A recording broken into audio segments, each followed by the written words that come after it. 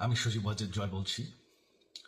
আপনারা জানেন এই গত কয়েক সপ্তাহ ধরে আমাদের বাংলাদেশের যে গণ্ডগোল সংকট চলছে, এই যে ছাত্রদের কোটা বিরোধী আন্দোলন, কোটার বিরুদ্ধে আমরাও ছিলাম। শুরুর থেকেই আমাদের সরকার কোটা সরিয়ে দিয়েছে, আমাদের সরকার তাদের সম্পূর্ণ দাবি মেনে নিয়েছে। এটা আদালতের একটা রায় ছিল, এটা আমাদের সরকারের করা ছিল না। তাও আমরা অ্যাপিল করে দ্রুত এই কোটা তুলে দিই। তাতেও আন্দোলনকারীরা সন্তুষ্ট না। আমরা তাদেরকে আলোচনায় রেখেছি।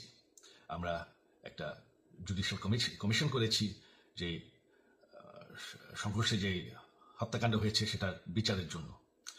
অনেক পুলিশ অফিসার যারা অতিরিক্ত ফোর্স ইউজ করেছে তাদেরকে আমরা সাসপেন্ড করেছি। তাতেও এই আন্দোলনকারীরা সন্তুষ্ট নয়।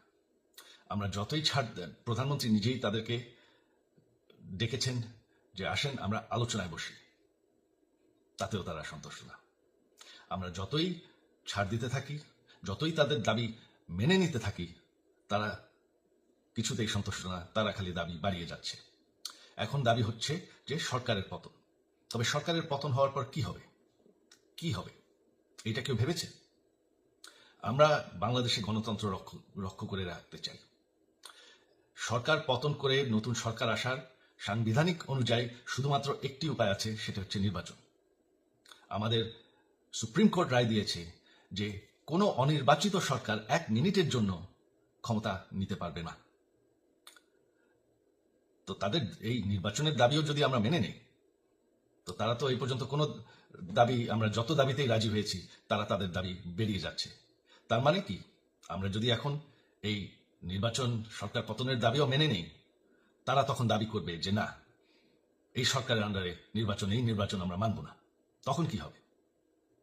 এটা কেউ ভেবেছে? জানি আমাদের সেই সুশীল সমাজ আবার আলোচনা করছে সেই তত্ত্বাবধায়ক সরকারের অভিজ্ঞতা তো আমাদের আছে। আপনারা ভুলে গেছেন? সেই তত্ত্বাবধায়ক সরকারকে নষ্ট করে দেওয়া হয়েছিল বিএনপির আমলে ইলেকশন রিগ করার জন্য। তারপর যখন আরেক তত্ত্বাবধায়ক সরকার আসলো, দেশের কি অবস্থা হয়েছিল? শেষমেশ সব থেকে বড় কথা যে আমাদের সংবিধানে স্পষ্ট বলা আছে এবং আমাদের সুপ্রিম কোর্ট রায় দিয়েছে যে অনির্বাচিত সরকার 1 মিনিটের জন্য দেশের ক্ষমতায় থাকতে পারবে না। আমরা আওয়ামী লীগ, আমরা আন্দোলন করে এই দেশকে স্বাধীন করেছি, আন্দোলন করে গণতন্ত্র ফিরে এনেছি, আন্দোলন করে আমরা দেশের উন্নয়ন করেছি। আপনারা যে বঙ্গবন্ধুর মেয়ে শেখ হাসিনার বিরুদ্ধে বলছেন, আজকে শেখ হাসিনা না থাকলে বাংলাদেশ এতদূর আসতে পারত? অসম্ভব। কেউ কল্পনা করতে পারে নাই যে বাংলাদেশ এরকম উন্নতি করবে, এরকম উন্নয়ন হবে।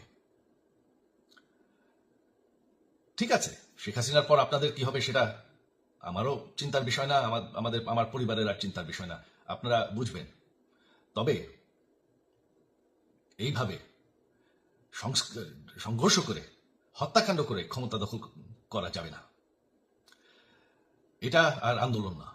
যখন পুলিশ হত্যা করা হচ্ছে, নিরীহ মানুষের উপর হত্যাকাণ্ড চলছে, মানুষের বাসায় আগুন দেওয়া হচ্ছে, জার্নালিস্টদেরকে হত্যা করা হচ্ছে, এটা হয়ে গেছে সন্ত্রাস। আর সন্ত্রাস মোকাবেলা শুধুমাত্র একটিভাবে করা যায়। আমার অনুরোধ, আমাদের ল এনফোর্সমেন্ট, আমরা অনেক ধরেছি, তবে এখন আর এটা সহ্য করা যাবে না। ল এনফোর্সমেন্ট এজেন্সি, বিজিবি এবং কি আমাদের মিলিটারির প্রতি আমার আহ্বান যে আপনাদের দায়িত্ব হচ্ছে আমাদের দেশের মানুষকে নিরাপদ রাখা এবং আমাদের দেশকে নিরাপদ রাখা, আমাদের দেশের সংবিধানকে নিরাপদ রাখা, সংবিধানকে রক্ষা করা। তার মানে 1 মিনিটের জন্য কোনো অনির্বাচিত সরকার আমাদের ক্ষমতায় আসতে দিবেন না। এটা হচ্ছে আপনাদের দায়িত্ব। কারণ সেইটা হলে আমরা আবার পাকিস্তানের মতন হয়ে যাব। আমাদের যে 15 বছরের উন্নয়ন সব শেষ হয়ে যাবে। বাংলাদেশ এর থেকে আর কোনোদিন ফিরে আসবে না। আমিও সেটা চাই না, আপনারাও সেটা চান না। আমি সজীব ওয়াজেদ জয়, যতদিন আমার পক্ষে সম্ভব আমি সেটা হতে দেব না। জয় বাংলা, জয় বঙ্গবন্ধু।